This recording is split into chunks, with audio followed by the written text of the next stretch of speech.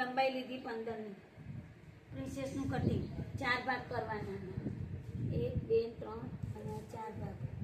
4 ભાગ કરીને અહીંયા મૂકવાનું કપડું, પછી આટલું કાપી દેવાનું. એટલે તમારે સરસ કાપી દે. આ કાપી દેવાનું.